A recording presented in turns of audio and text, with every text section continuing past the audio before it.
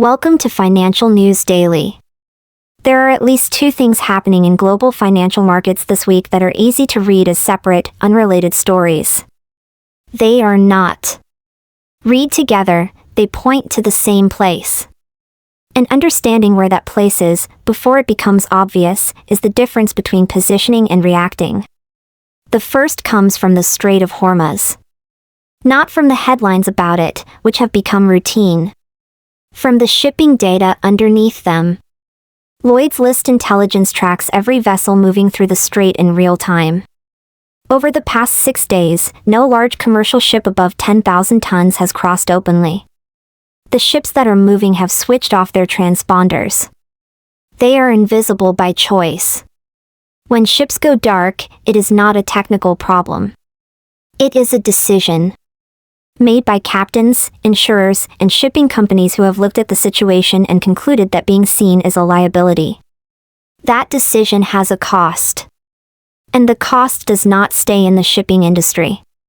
25% of the world's seaborne oil moves through that waterway. So does 20% of its liquefied natural gas. So does fertilizer, aluminum, and industrial chemicals. When the flow slows, the pressure travels downstream into diesel prices, into manufacturing costs, into food prices, and eventually into the number that central banks use to set interest rates. Which brings us to the second signal. United States federal debt crossed 100% of gross domestic product this year. For the first time since the aftermath of World War II. The interest payment on that debt will exceed $1 trillion in 2026. $1 trillion spent on nothing. Not roads. Not hospitals. Not defense. Just the cost of having borrowed before. Most coverage reads this as a political story. It is not. It is a financial one. When a government's debt exceeds the size of its economy, history is consistent about what tends to follow. Governments rarely cut their way out. They rarely grow fast enough to outrun it. What they most commonly do, across most eras, most countries, is allow inflation to erode the real value of what they owe. Inflation does not announce itself as debt management. But that is often what it is. Now connect the two signals. A closed strait keeps energy prices high. High energy prices push inflation higher. Higher inflation makes the debt harder to manage. And the pressure to let some inflation run, rather than raise rates and risk a recession, becomes more appealing with every passing month. Each signal reinforces the other. They are not separate stories. They are the same story, told from two different angles. This is the environment that central banks appear to be reading, even if they are not saying so directly. They have added more gold to reserves over the past 18 months than in any comparable period in the past 30 years. China has been reducing its holdings of U.S. Treasury bonds for 5 consecutive years while increasing its gold position. These are not emotional decisions. They are institutional repositioning, based on a calculation about where value is likely to hold over the next decade. The question this raises for anyone managing personal savings is not whether to panic. The question is whether the shape of your financial position reflects the world it actually exists in now, or the one that existed 3 years ago, when rates were near zero, energy was cheap, and none of this had happened yet. Most people's financial habits were formed in conditions that no longer apply. That is not a criticism. It is simply what tends to happen. The conditions change before the habits do. And the gap between the two is where wealth erodes, not dramatically, not all at once, but steadily, in the way inflation always works. Everything here is for informational purposes only. This is not financial advice. Please consult a qualified financial advisor before making any investment decisions. All information here is purely for your reference, to help you think clearly, not to tell you what to do. If today's analysis gave you something worth sitting with, give us a like and follow. We do this every week. Stay informed. Stay ahead. Financial News Daily. Type B, if/then. If you bought gold last week, here is where you stand. Copy script. Script. Dreamina. Voice. Welcome to Financial News Daily. Every week on this channel, we ask a question that most financial coverage never bothers with. Not what happened, but what it would have meant for you, specifically, if you had been paying attention and had acted on it. This week the question is a simple one. If you had bought gold 7 days ago, where would you be right now? 7 days ago, gold was trading near $4,080. The week before, markets had been pricing in a ceasefire between the United States and Iran. Oil had fallen. Inflation expectations had softened slightly.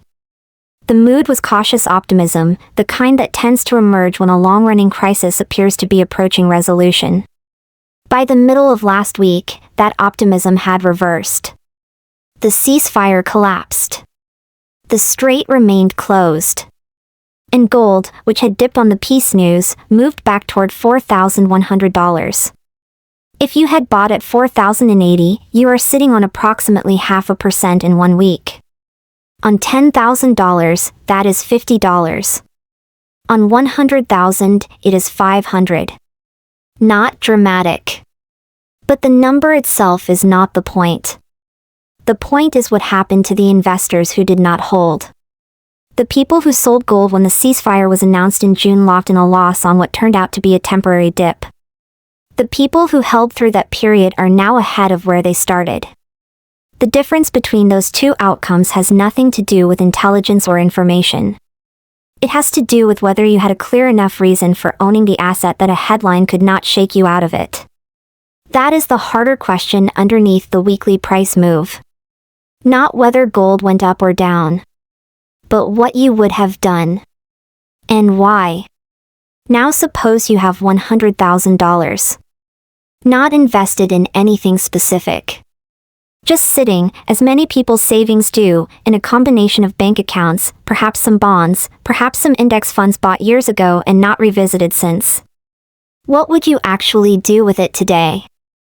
Most people in that position do one of two things. They wait. Or they move too fast in one direction and then second-guess themselves when the market moves against them in the short term. Both are understandable. Neither tends to produce the outcome people are hoping for. The more useful way to approach the question is not to ask which asset to buy.